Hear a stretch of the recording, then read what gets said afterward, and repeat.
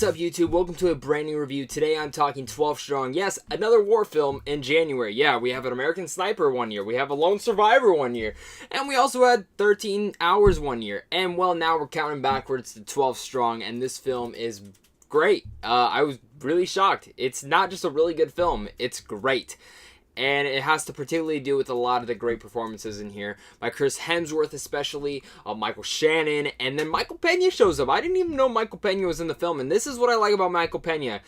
Before I get into the rest of the cast, Michael Pena, my favorite thing about the guy is he can do anything. The guy can do, he's been in Fury, he was in Chips, which we're not going to talk about, but he was in End of Watch, he's in Ant-Man. Like, this dude has great charismatic value to him, but he also has great dramatic value as well. And I just have to shout out Michael Pena there before I get really fully into my review, because he adds to the dynamic of this group. All 12 soldiers, even though you don't necessarily know each one of their names, I can't really particularly tell you all their names, or particularly tell you a lot about the soldiers, but their niche core groupness is what really held the film together for me and made me really involved and in depth to see what the film was going to happen, and made me care about each and every one of these soldiers that if we were to have lost one, I would have been very disappointed and sad to have seen that. You know, like, every death counts in here, and that's what I think the film does really greatly, is that if someone dies, you care about it, and maybe someone doesn't, and maybe someone does, but that's what I really like about this film, is because I didn't know anything going into it. I didn't know this true story that of what happened with these 12 soldiers going in right after 9/11.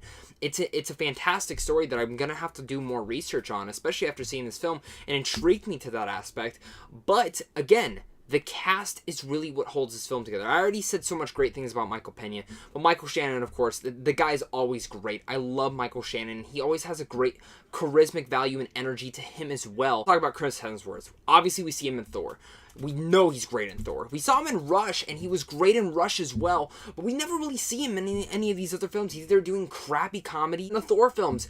Chris Hemsworth is a leading man. He is a movie star, and I mean, Hemsworth is great in here. He brings great charismatic value to here as well. He doesn't just have this jokey humor. He isn't just playing Thor. He is playing a different character. Don't get me wrong, we do see those Hemsworth-isms in there that we've seen in other films, but it works for this character, and you believe in it, and it adds to the depth of this character that you start to care about. Now, of course, this film does have cliches that most war films have, and yes, it does have some cheesy dialogue at times, and some of the build-up before they get into the war can be a little cliche, to say the least. A lot of the things in this film have the clichéness. It has the fire pit where all the soldiers are talking, or some people are talking around it, talking about their family or why they're doing this. It has the family moment saying, oh, you guys can't leave, telling your family you can't leave.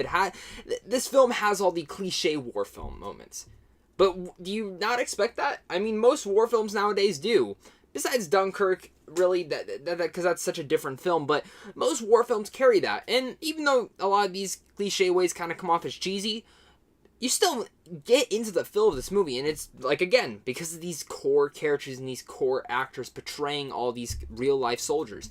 I really like that aspect, because if this film didn't carry great charismatic leads and energy from these characters, I wouldn't have cared anything about this film. I would have just found it to be a mindless war film, and this film, at times, yeah, it's a little mindless. You pretty much turn off your brain when the action scenes are going on, but they are tense. I thought they were shot very well, and I have to praise that aspect of this film. I think the action scenes in here, they got me on the edge of the seat half the time, and really, I have to say, if you can see this in IMAX or Dolby Digital, I really recommend it. When the shots are going off, the way the sound mixed for the shots and the gunshots and the missiles and everything were fantastic. The score is really good in here. I enjoyed the score. It's a score that I actually picked out. A little inspiring at times. It has that inspiring emotional aspect to it. But again, it's a war film. It's going to have those things in here. And really, overall, I came out of this film really enjoying 12 Strong. I think this is a very, in a weird way, a feel-good, inspiring film for us. I think this is a film that's very good to go see at the theaters. I think it gets you into a good mood. And even though it is intense at times, you do, in the end, I love seeing stories with this, with actual true heroes being represented on the screen. And I know a majority of this could have been fake, and I know a majority of this could have been embellished, because that's what movies do. But still, just knowing that the story was told, for me now to be interested to go look up the true story makes me happy, to say the least. And I really liked 12 Strong overall. I think it's a great film to go see. I think this is the film to see in January. And I have to say, like, overall, like, Paddington 2 and this film, it's a great way to start off the year. Because even though January usually isn't filled with the best films, the January films this year have particularly not been horrible. I should probably get to my score. So with all that said, I'm going to give 12 Strong a B. I really like the film. It could have been cut up a little bit, maybe a little bit shorter. I think sometimes once you get to the ending here, it's kind of just dragging out by that point. But like I said, a lot of the moments in here I enjoyed. I like a lot of the characters. It has cliche and cheesy dialogue and cliche and cheesy parts to it. But again, it's like every other war film does. But tell me, guys, what did you guys think about 12 Strong? Did you like it? Did you hate it? Did you love it? I want to hear it down below in the comments. And also, comment down below and tell me, what is your favorite war film from the past couple of years? I'm curious to hear that. I'm sure we're going to get a lot of Dunkirks and Hacksaw Ridges down below, but please share them. I'd love to talk with you guys.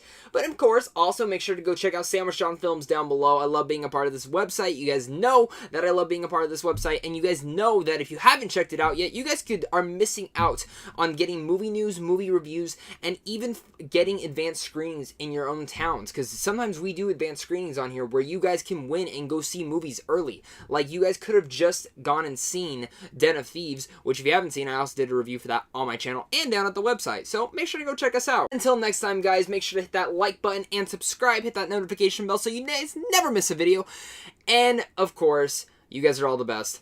Stay classy, though, and have a great rest of your day.